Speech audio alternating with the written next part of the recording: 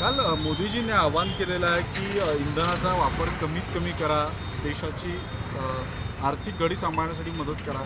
काय वाटतं तुम्हाला मोदींच्या आव्हानाबद्दल? तुम्ही त्याला मदत करणार आहात? आम्ही सगळेजण मोदीजींना मदत करणार आहोत. मोदीजींनी ज्या पद्धतीच्या देशाचा विकास केला, आपण विकास करत असताना खूप साऱ्या इंधनांचा आपण कुठेतरी नासोडा देखील करतो. त्यामुळे इंधनाचा बचाव हा झाला पाहिजे आणि नागरिकांना ज्या होणाऱ्या सध्याच्या समस्या आहे, ज्या युद्धांमुळे ज्या काही परिस्थित्या बिघडल्या आहे, तर आपल्या देशाला विकसित करण्याकरिता आपल्या देशातल्या लोकांनीही मदत केली पाहिजे, असं एक आव्हान आम्ही सगळ्यांना करतो. काल मोदीजींनी आवाहन केलेलं आहे की इंधनाचा, तेलाचा, सोनं खरेदी करू नका, यामुळं देशाची अर्थव्यवस्था सक्षम होईल. काय वाटतं, सामान्य नागरिक म्हणून तुम्ही मोदींच्या मताशी सहमत आहात? अगदी सहमत आहे. जिथे आपण व्यय घालून राहिलो आहे आपल्या इंधनाचा, तो नक्कीच साठवला पाहिजे. याच्यासाठी कोणत्या महापुरुषाने किंवा देशाच्या प्रधानमंत्रीने आव्हान करणे नागरिकांना गरजेचे नसले पाहिजे. हे स्वतः लोकांना कळायला पाहिजे की आपण वीज जी वाया घालून राहिलो आहे, आपण जे आपलं इंधन वाया घालून राहिलो आहे, छोट्याशा कामासाठी जर आपण पायी जाऊन ते करू शकतो, तरी आपण टू व्हीलर फोर व्हीलर काढून त्या कामासाठी जाऊन राहिलो आहे. हा इंधनाचा व्यय आहे.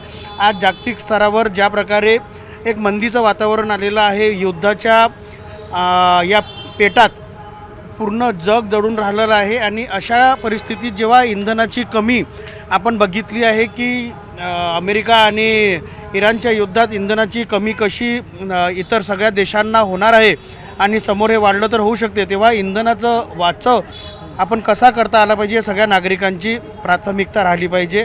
मी प्रधान मोदींशी सहमत आहे. काल मोदीजींनी म्हटलेलं आहे की आपल्या देशाला सक्षम करण्यासाठी जे आहे ते पेट्रोल डिझेल असेल, इंधन असेल, तेल असेल, सोनं खरेदी असेल, यावर नियंत्रण आणणं गरजेचं आहे. तुम्हाला काय वाटतं, मोदींच्या मताशी तुम्ही सहमत आहात? 100% या मताला मी सहमत आहे. आपण हे जागतिक युद्ध जे सुरू आहे त्यावर आपल्या देशवासियांना मदत करणे, सपोर्ट करणे व या गोष्टींना समोर घेऊन चालणे खूप महत्त्वाचे आहे.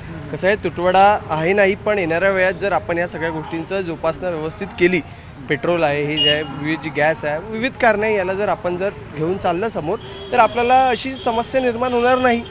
व शेवटी देशाचे पंतप्रधान आहेत, त्यांना सगळं सांभाळायचं, त्यामुळे त्यांनी योग्य मार्गदर्शन आपल्याला केलेलं आहे. मोदीजींनी आवाहन केलेलं आहे की इंधन असेल, सोनं असेल, CNG असेल, गॅस असेल. हो, तर सध्या आता काय त्याचं युद्ध चालू आहे ना, तर युद्धामुळे पुढे पेट्रोल आणि CNGचा प्रॉब्लेम येऊ शकते, म्हणून त्यांनी आधीच काळजी घेण्याची विनंती केली आहे.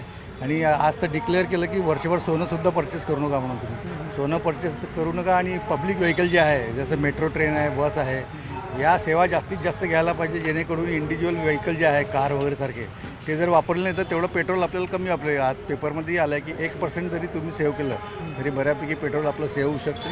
लोकांनी इलेक्ट्रिक गाड्यांचा जास्तीत जास्त वापर करायला पाहिजे. मोदीजींनी आवाहन केलेलं आहे की पेट्रोल डिझेलची बचत करा, तेलाची बचत करा, सार्वजनिक वाहतूक व्यवस्थेचा वापर करा.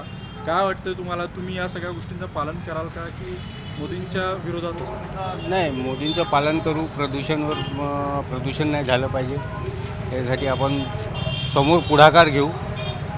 आणि सोनं जे म्हणत आहे, तसं सोन्याचे भाव मार्केटमध्ये वाढलेले आहे, त्याच्यामुळे सोनं घ्यायचा तर प्रश्नच येत नाही सध्याच्या परिस्थितीत. पण आपण प्रयत्न करू मोदींच्या याच्यावर. बरं, या सगळ्या प्रयत्नांनी तुम्हाला वाटतं की देशाचा फायदा होईल, काही पैसा वाचेल? हो, होऊ शकते ना. पण का आता सोलर आल्यामुळे इलेक्ट्रिसिटीचा प्रॉब्लेम आहे. इलेक्ट्रिसिटी जसं आता चार्जिंगवाल्या गाड्या घेतल्या समजा आपण, तर त्याच्यात आपलं बिल कमी येईल आणि प्रदूषणही कमी होईल.